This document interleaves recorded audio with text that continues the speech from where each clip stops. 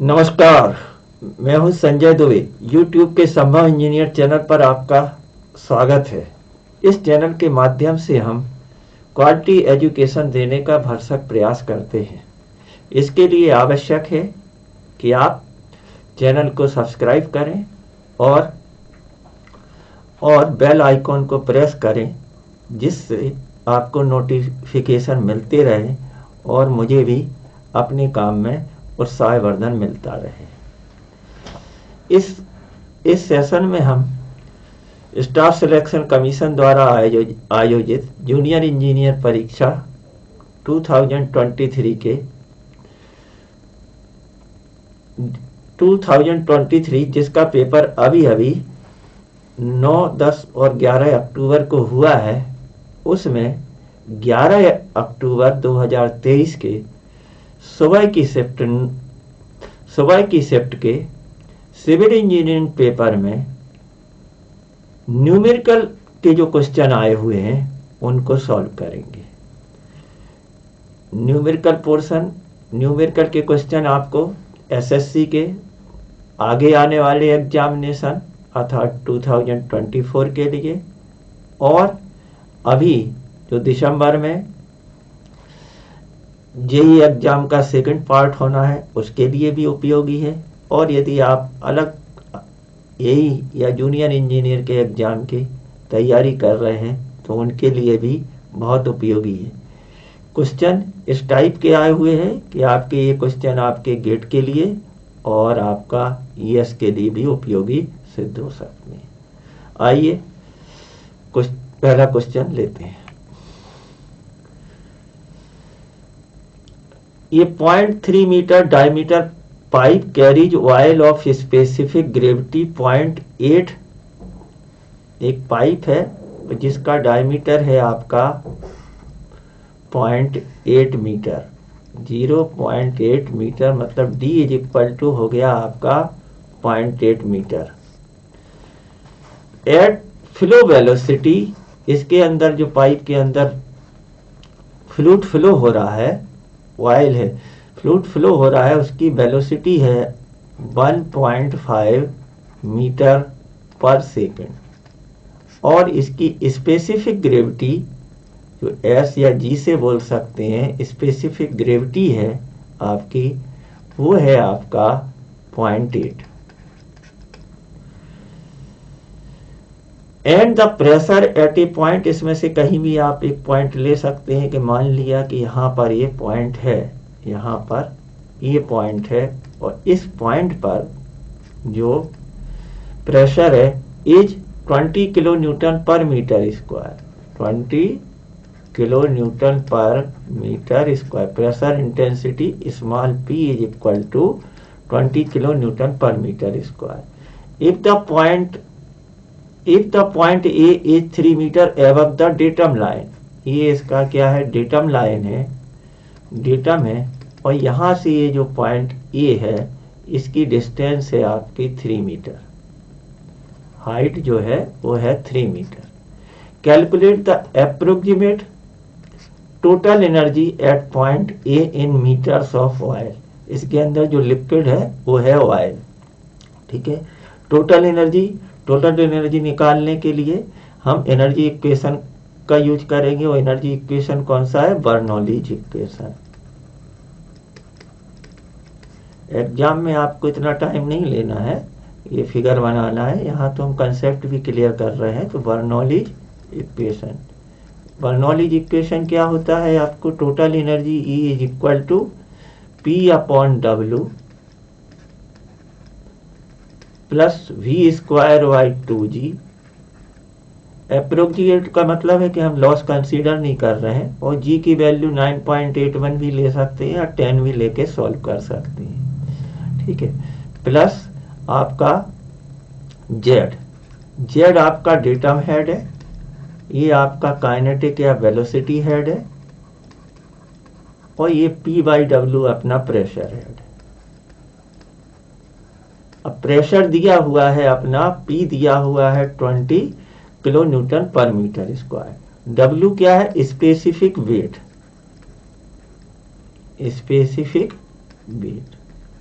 Specific weight water का निकालते हैं तो रो जी के बराबर होता है और इसकी वैल्यू होती है आपकी 9 पॉइंट, क्योंकि ये किलो न्यूटन में दिया है प्रेशर, तो हम वेट को भी क्या है किलो न्यूटन में ले लेंगे, तो यूनिट चेंज करने की जरूरत नहीं रहेगी। तो 9.81 kilo newton per metre cube हमने वाटर का स्पेसिफिक वेट ले लिया।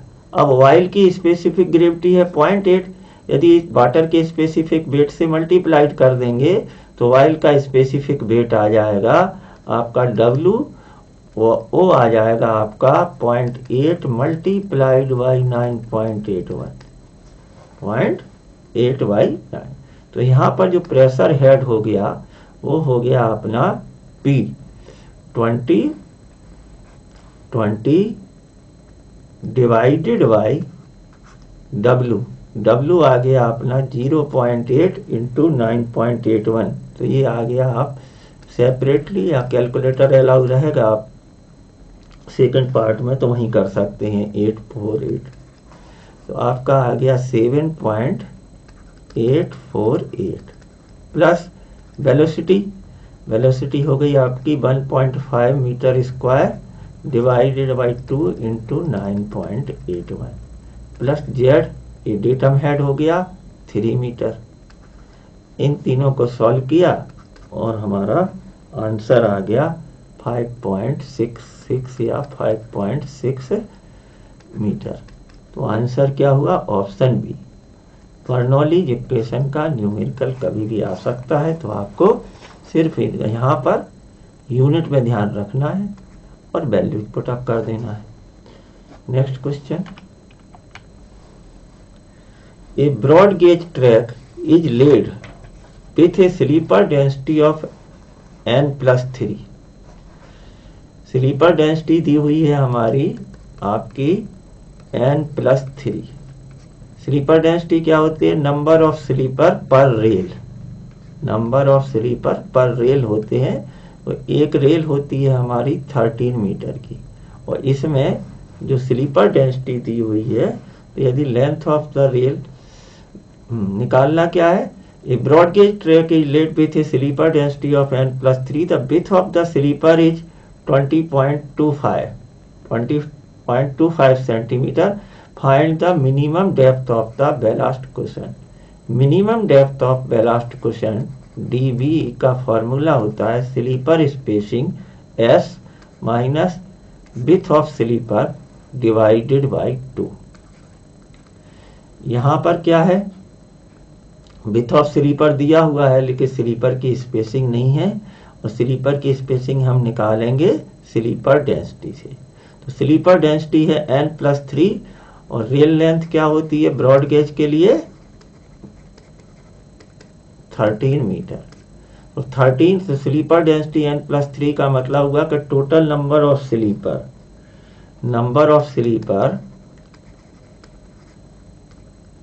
स्लीपर पर रेल या ईच रेल।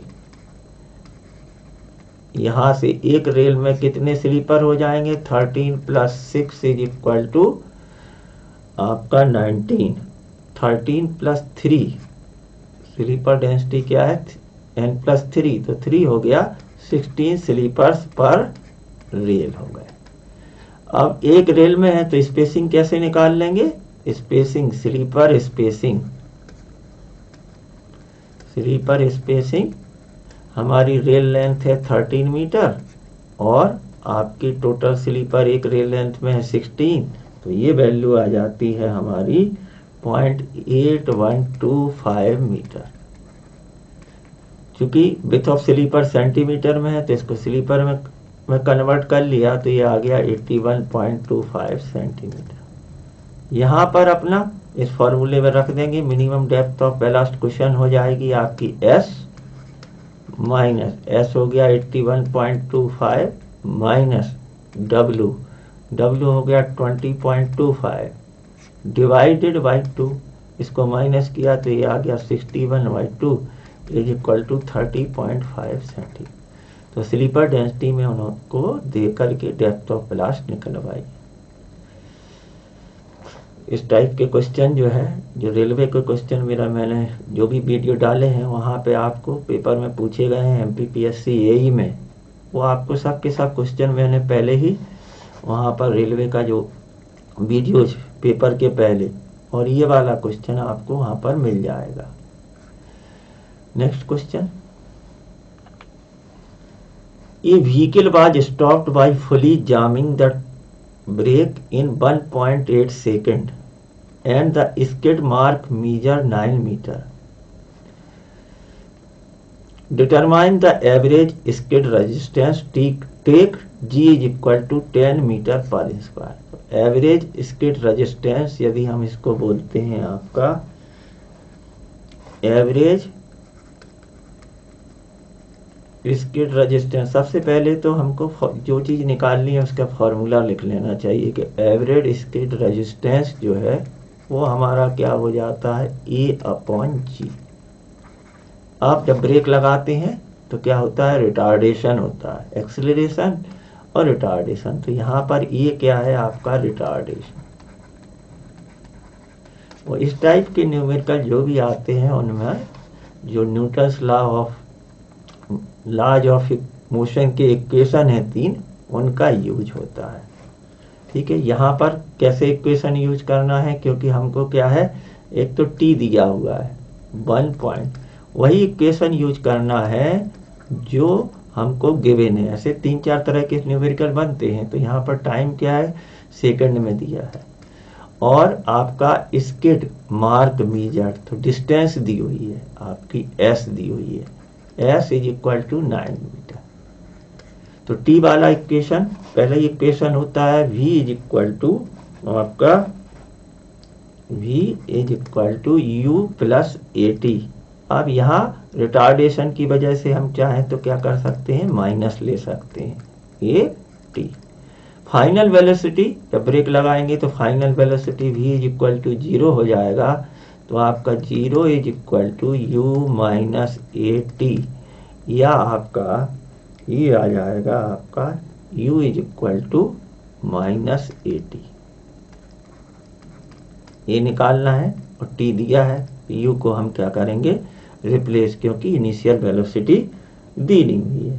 दूसरा जो इक्वेशन होता है आपका, वो होता है आपका V square is equal to U square plus 2AS plus 2AS। ठीक है, यहाँ फाइनल वेलोसिटी आपकी हो गई 0, इससे हम क्या निकाल सकते हैं, S। एक्सीलरेशन ये माइनस हो जाएगा, तो ये हो जाएगा V is equal to U square, यहाँ रिटार्डेशन है तो ये माइनस हो जाएगा, V हो जाएगा 0, तो ये आ जाएगा S is equal to U square upon 2A, और U की जगह क्या रख सकते हैं हम, माइनस AT का होल स्क्वायर, तो ये हो जाएगा A square T square upon आपका 2A।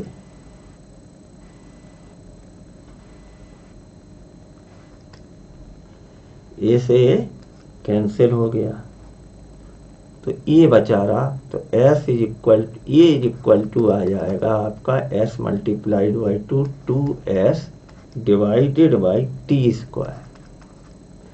यदि आपको इस टाइप के न्यूमेरिकल में ये इक्वेशन आप याद कर लेते हैं तो डायरेक्ट आ जाता आपका, क्योंकि S दिया हुआ है। और तो यदि इतना आपको लंबा प्रोसेस वहाँ पे एग्जाम में, अब नेक्स्ट परीक्षा के लिए यदि आपको टाइम दिया है और डिस्टेंस दिया हुआ है, तो इस फॉर्मूले को याद करना है कि A is equal to 2S by T square होता है। तो इतनी ये एक्सरसाइज से हम बच जाएंगे। 2 × 9 मीटर डिवाइडेड बाई आपका 1.8 का स्क्वायर, ये आ जाता है हमारा 5.555 मीटर पर सेकंड स्क्वायर। ये रिटार्डेशन आ गया। अब पहले ही हमको मालूम है कि स्किड रेजिस्टेंस कैसे निकालते हैं, रिटार्डेशन डिवाइडेड बाई G। तो skid resistance SR is equal to आपका 5.555 डिवाइडेड बाई 10, ये हो जाएगा हमारा 0.555। तो आंसर हुआ ऑप्शन बी। ठीक है, तो ये तीन इनके फॉर्मूले ज़्यादा कितने याद कर सकते हैं, क्योंकि कैलकुलेटर आगे अपना रहेगा, इसलिए सीधी वैल्यूज रख के हम कंसेप्ट हमेशा याद रहते हैं और कंसेप्ट से ही कुछ वैल्यूज चेंज कर देते हैं, तब भी हम क्या है प्रॉब्लम सॉल्व कर सकते हैं।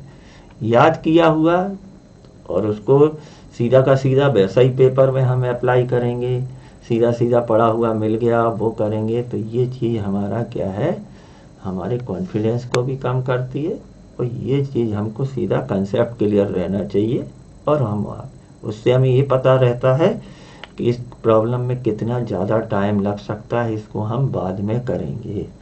ठीक है, next question, a rectangular channel 3 metre wide carries water at a depth of 1.2 metre.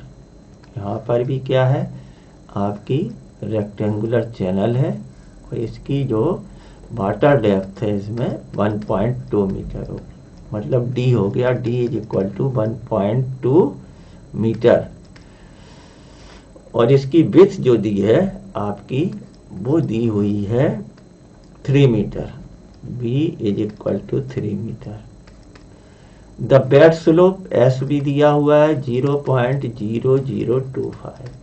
Calculate the hydraulic radius, hydraulic radius या hydraulic mean depth, hydraulic radius या हाइड्रोलिक मीन डेप्थ दोनों ही एक हुई, तो HMD का फॉर्मूला होता है आपका R is equal to A divided by P। इसी तरह यदि अपने को रेक्टेंगुलर का फॉर्मूला हो तो निकालना नहीं पड़ेगा, लेकिन बेटर है कि एरिया क्या हो जाता है अपना B इंटू डी, और एरिया हो गया ये B इंटू डी, और डिवाइडेड बाई P क्या होता है हमारा area divided by wetted perimeter. Area कौन सा लेना है जो हमारा पानी से गीला हो रहा है,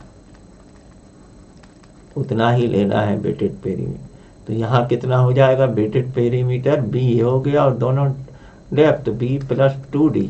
ये या तो आपको रेक्टेंगुलर सेल का फॉर्मूला कम से कम फर्स्ट पार्ट में तो पता होना चाहिए, अदरवाइज हम ऐसे ही कैलकुलेट करेंगे। बी आ जाएगा 1 आया 3 into 1.2 divided by B 3 plus 2 into 1.2, 36 हुआ, तो ये हुआ 3.6, और ये हुआ 2.4 और 3, तो ये हो गया आपका 5.4, 3 और 2.4, तो ये हो गया 5.4, ये हुआ 36 डिवाइडेड बाई 54। ठीक है, तो 36 डिवाइडेड बाई 54 आ जाएगा आपका, ये आ जाता है 12 × 36, तो ये 36, 18 दूनी 36 और 18 × 3 54, 2/3 हुआ, और 2/3 का मतलब होता है 0.66, 6 आते रहेंगे तो उनको 7, और यहाँ पर ये टाइपिंग में मिस्टेक है, तो ये मीटर में नहीं होती है, हाँ मीटर में ठीक है, हाइड्रोलिक रेडियस है ना, तो आंसर क्या रहेगा मीटर में।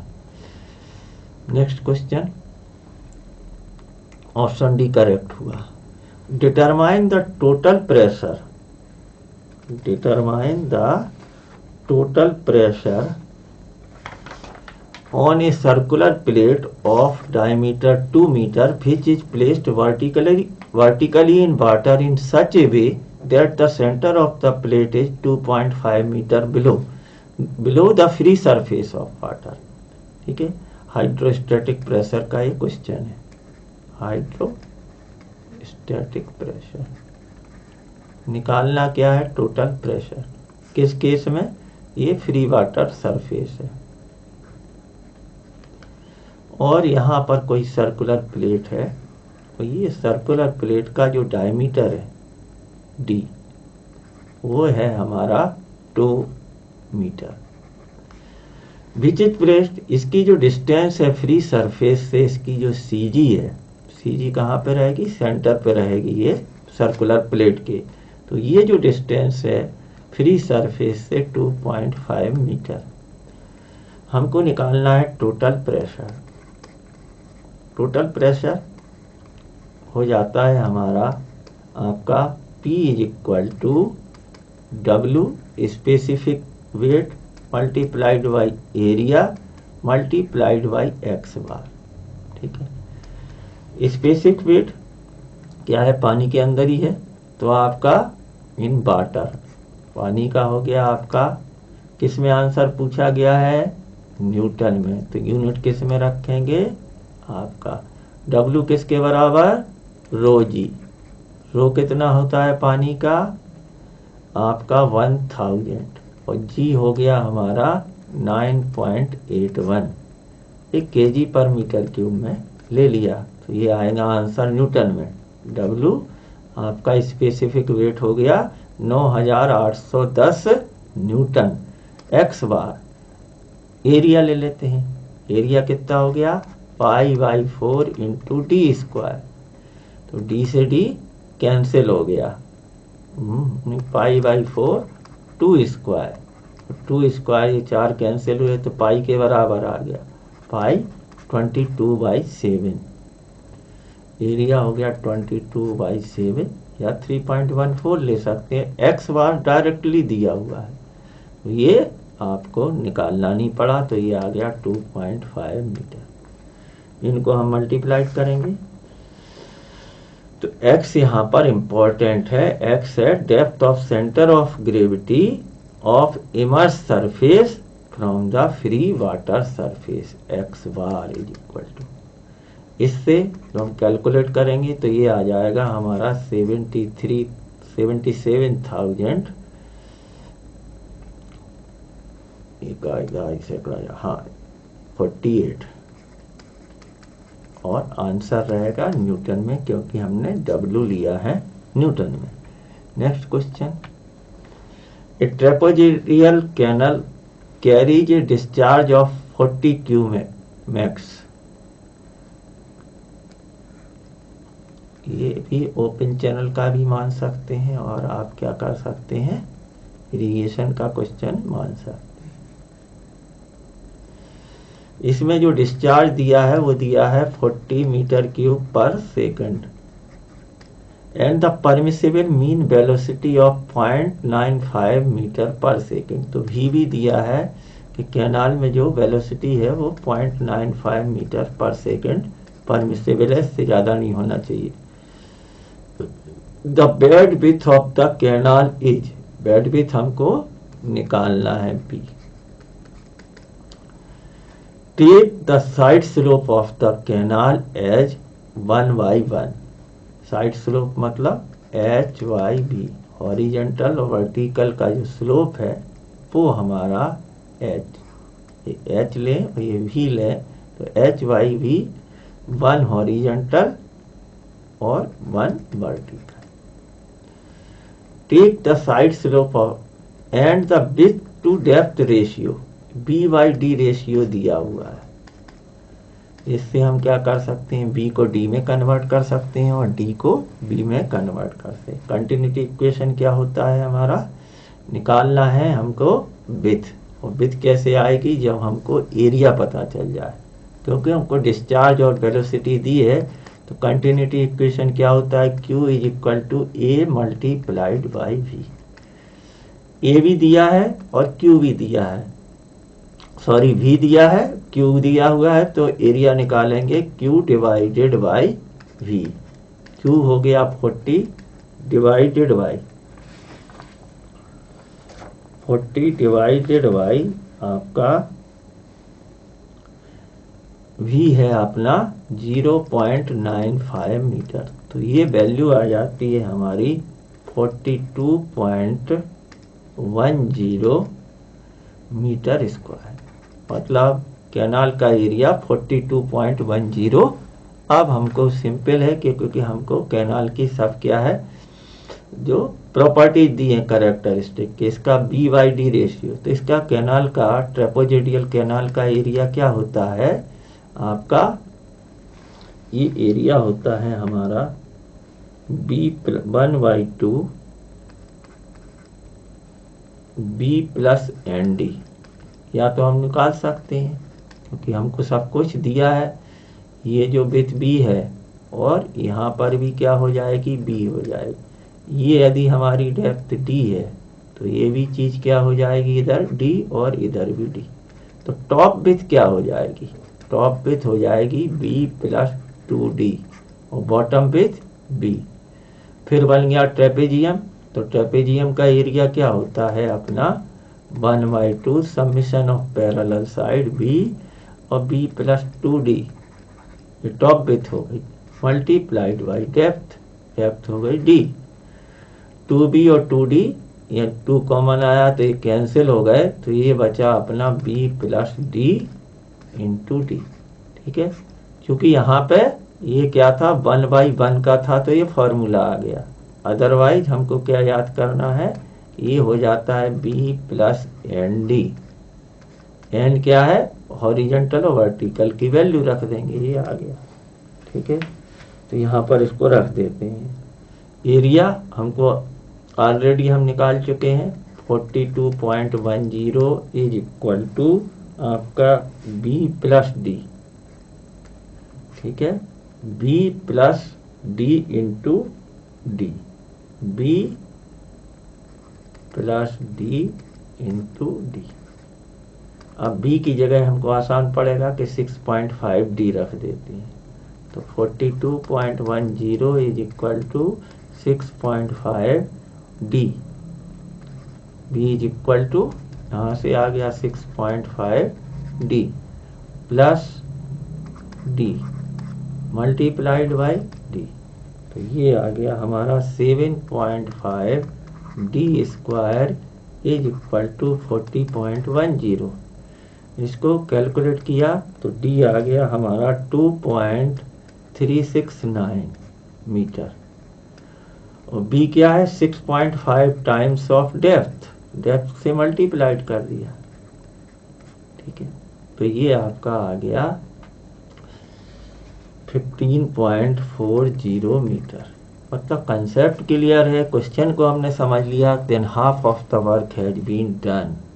सिर्फ उसके बाद स्पीड बढ़ाने के लिए आपने फॉर्मूलों पे कितनी आपकी पकड़ है तो आप डायरेक्टली निकाल सकते हैं, अदरवाइज आप लंबे प्रोसेस से भी निकालेंगे। कैलकुलेटर की वजह से कैलकुलेशन इतनी लंबी करनी नहीं पड़ती है, फट से आंसर रख दिया। तो ये आंसर हुआ अपना option A. Next question, the maximum shear stress in newton पर mm स्क्वायर, MPa में पूछा गया, in a reinforced concrete beam of M25। M25 का मतलब हुआ कि जो FCK है वो हमारा है कंक्रीट का 25 न्यूटन पर mm स्क्वायर। निकालना क्या है, मैक्सिमम शियर स्ट्रेस की वैल्यू। मैक्सिमम शियर स्ट्रेस को बोलते हैं टाउ मैक्सिमम। इसमें बुक में और कोड में एक टेबल दी हुई है, या तो आप अलग अलग ग्रेड के लिए उस टेबल को याद करिए कि M20 के लिए, 25 के लिए, 30 और 35 के लिए वैल्यू कितनी होती है, 40 सब के लिए।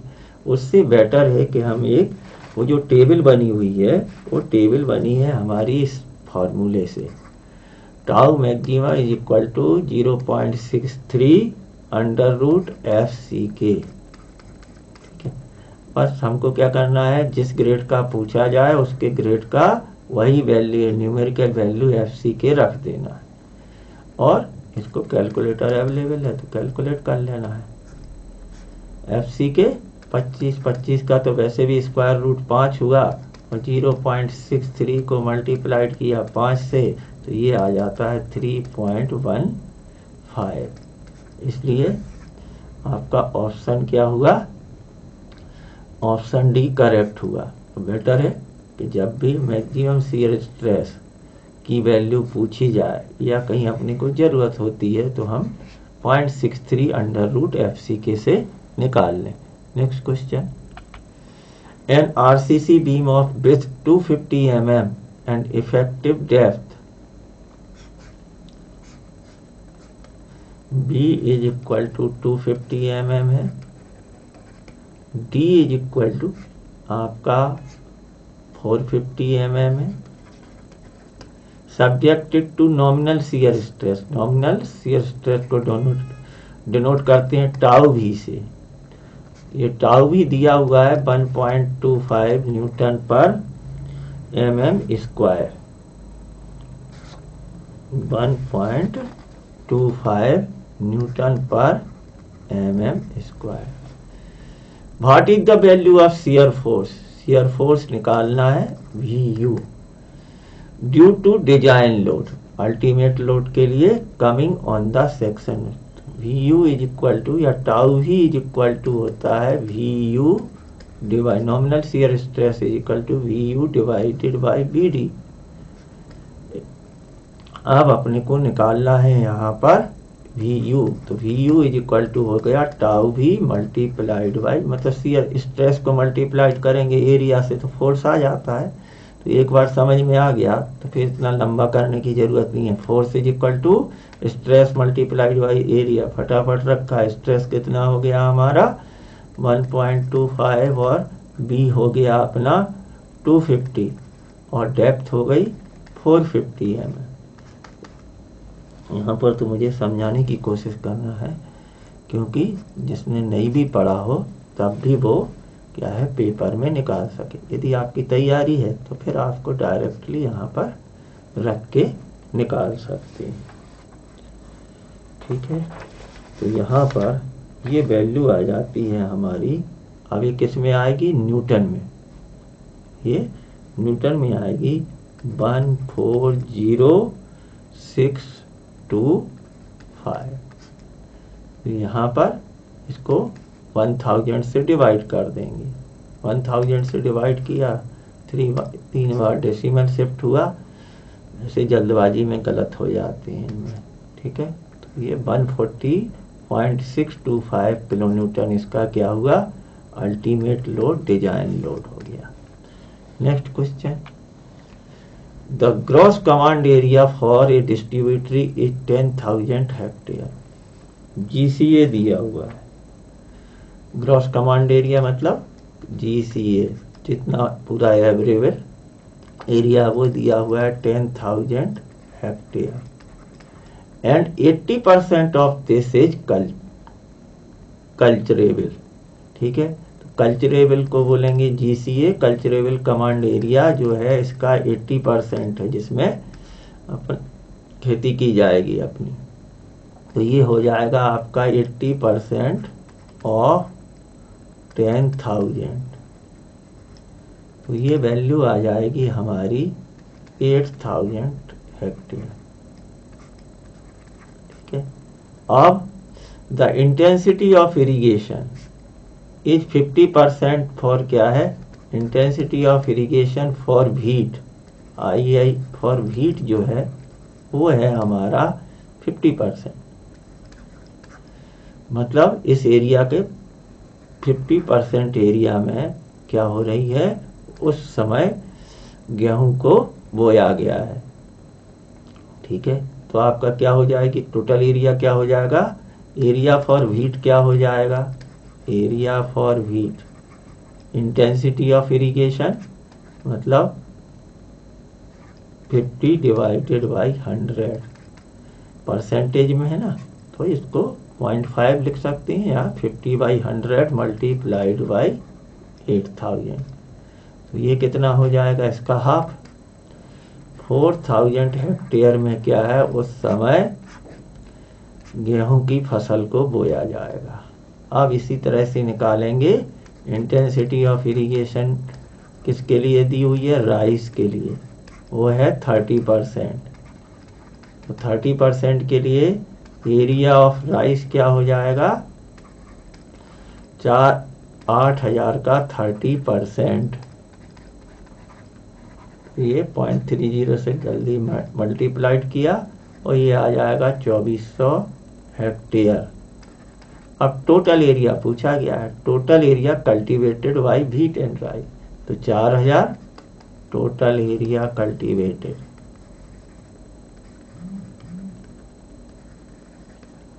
4000 में 2400 को जोड़ा तो ये आ जाएगा आपका 6400 या 6000 हेक्टेयर।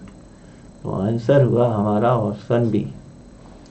36 सेकंड में एक क्वेश्चन करना था और आपका कंसेप्ट क्लियर रहा तो लास्ट वाला क्या है, आप इनको यूज कर सकते हैं। लेकिन सिलेक्शन के लिए आपको ये बहुत ज़रूरी है, आपको एक्स्ट्रा ऑर्डिनरी एफर्ट तो शो करना होगा ना आपको, यही नंबर आपके नेक्स्ट वाले एग्जाम में ऐड होके आएंगे। यहाँ आपने किया। सिंपल क्वेश्चंस को बाद में देखेंगे अपन, है ना। इसके बाद क्या करेंगे, दूसरा जो पेपर रहेगा उसको सॉल्व करेंगे। आखिर में कंपैरिजन करेंगे कौन सा पेपर क्या है, अच्छा आया था, टफ आया था और नॉर्मलाइजेशन में क्या होना चाहिए। Next question, a tachometer was set at a station and the reading we are taken on 2 point. Tachometer है यहाँ पर और यहाँ से 2 पॉइंट पर क्या है रीडिंग ली गई है।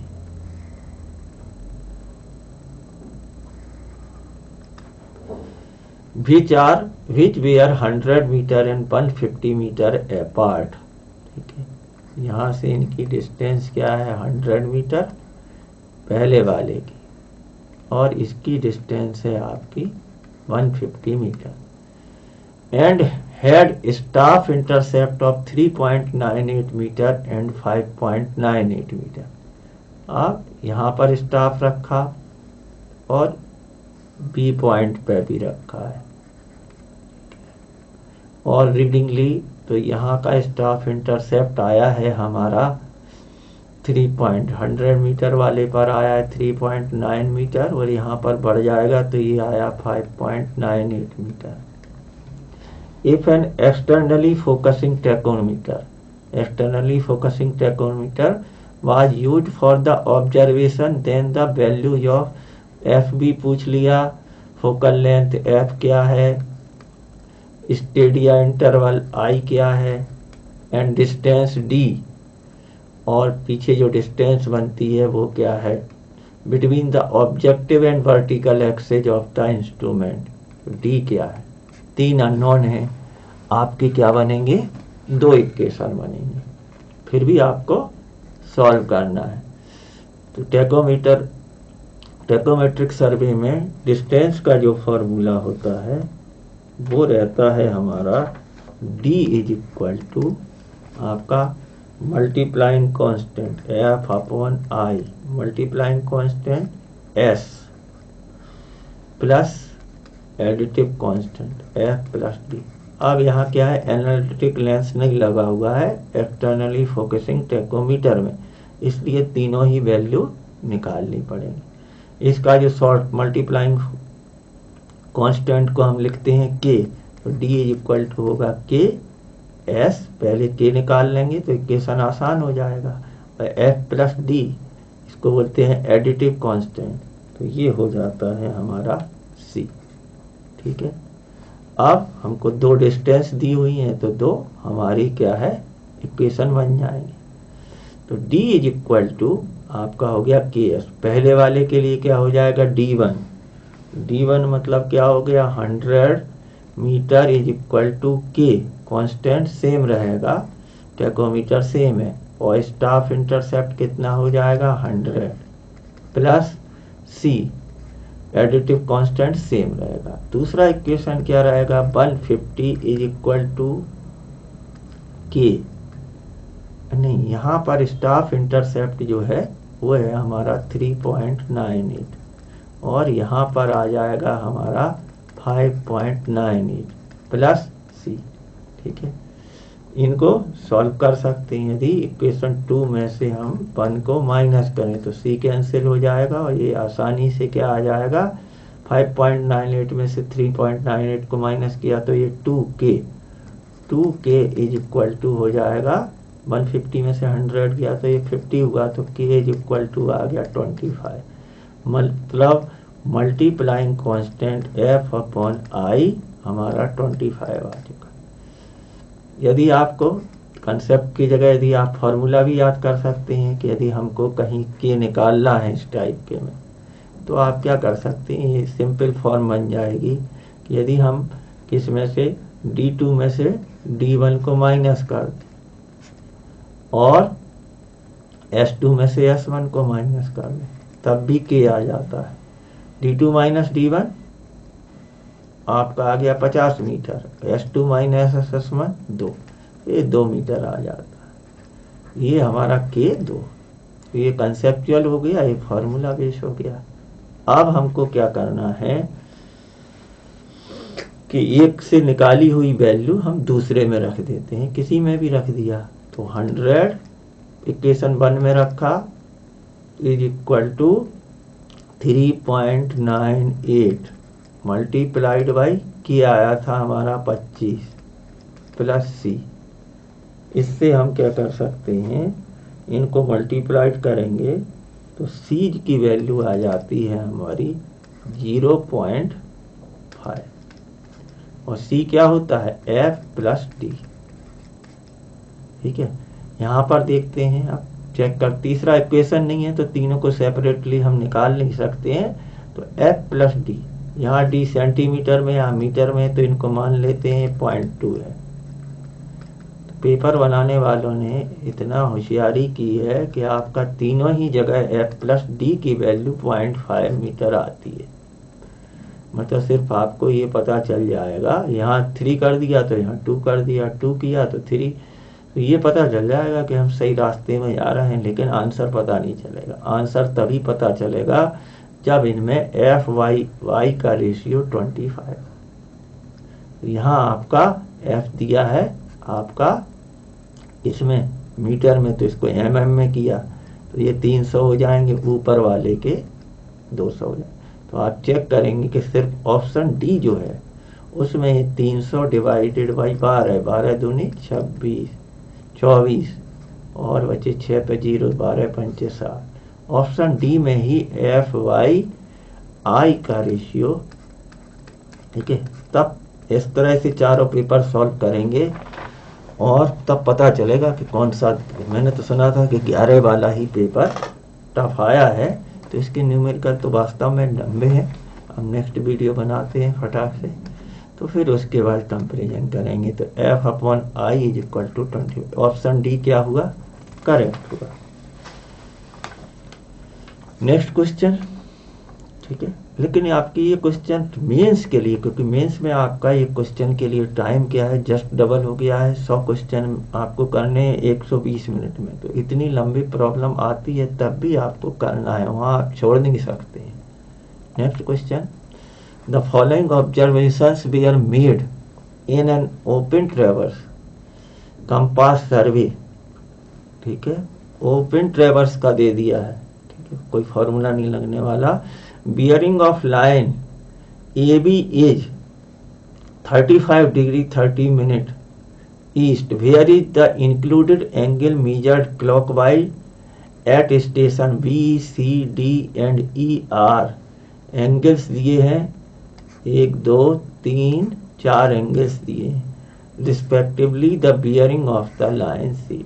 ठीक है, कई बार तो क्या होता है डायग्राम से अपने को आंसर्स का अंदाज लग जाता है, तो सही डायग्राम खींचा तो आपने को सॉल्व करने में, लेकिन यदि वैल्यूज बहुत क्लोजली है तब आपका डायग्राम भी आपको आंसर का आइडिया नहीं दे सकता। तो पहले डायग्राम खींचते हैं।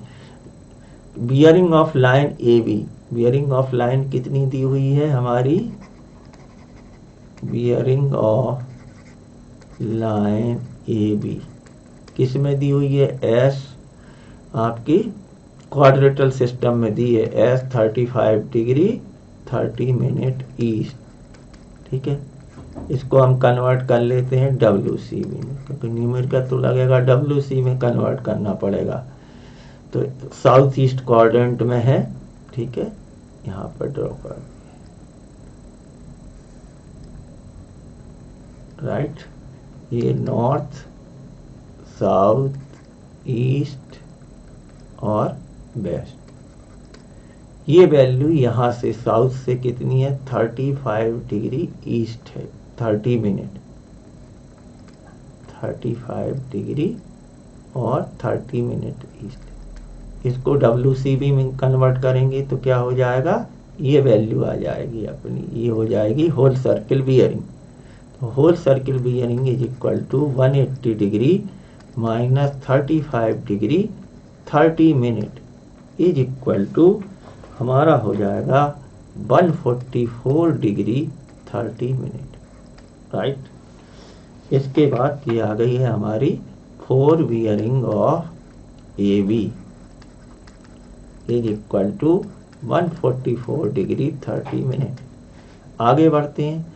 Where is the included angle measured clockwise at station B। यहाँ स्टेशन B जो हमारा यहाँ पर था, यहाँ पर, तो यहाँ पर क्लॉकवाइज जो एंगल लिया है वो आपका दिया हुआ है आपका यूं क्लॉकवाइज, और ये वैल्यू है जो है हमारी है 105 डिग्री आपकी 20 मिनट। ये C दिया हुआ है और ये एंगल लिया हुआ है 105 डिग्री 20 मिनट, ठीक है। इसके द्वारा हम क्या कर सकते हैं, 4 बियरिंग ऑफ BC निकाल सकते हैं, 4 बियरिंग ऑफ BC। यदि मेजर्ड एंगल क्लॉकवाइज है तो फॉर्मूला रहता है हमारा 4 बियरिंग ऑफ प्रीवियस लाइन। इससे पहले की लाइन कौन सी है, AB, उसकी 4 bearing plus clockwise included angle,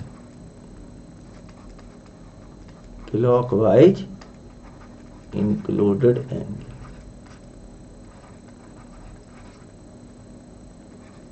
right.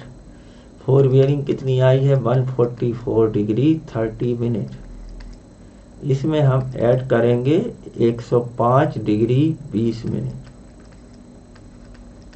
ये वैल्यू हमारी हो जाएगी 249 डिग्री 30 मिनट। अब यहाँ पर एक कंसेप्ट याद रखना है कि यदि हमारी 4 बियरिंग किसके भी, तो ये जो वैल्यू है यदि 180 से ज़्यादा आती है तो हमको करना है सब्सट्रैक्ट 1।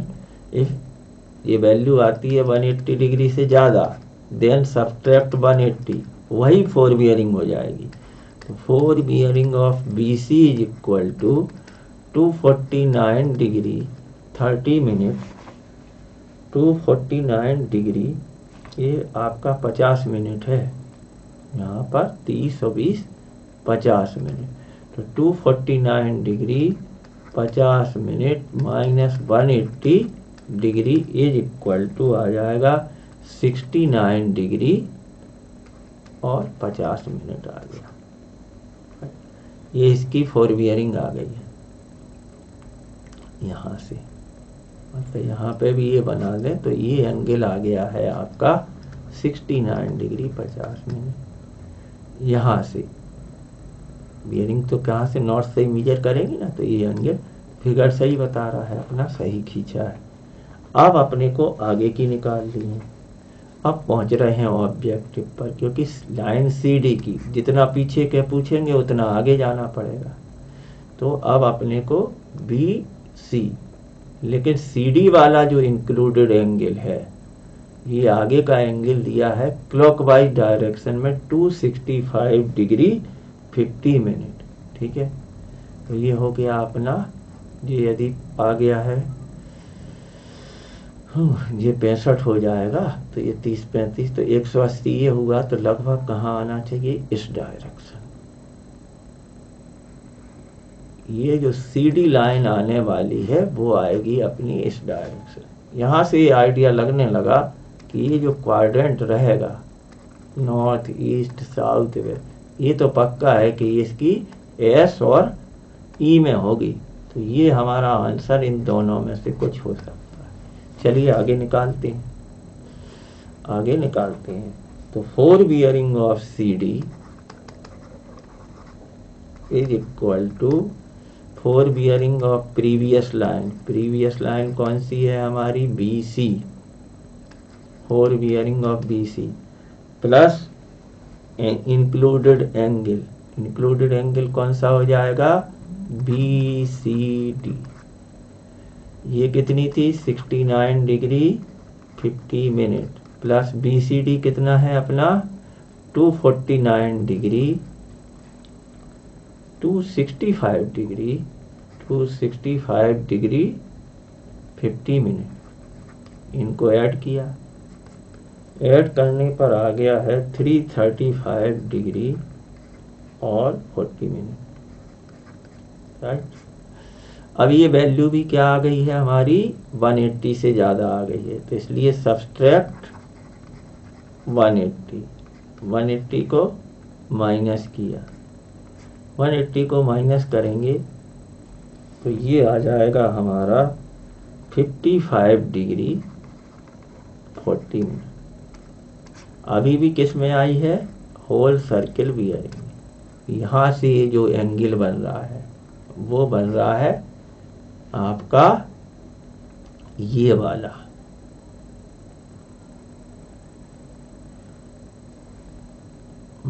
थ्री ये 155 होगा। 335 में से 180 को करेंगे तो ये आएगा 155 डिग्री, क्योंकि फिगर में 90 से ज़्यादा दिख रहा है।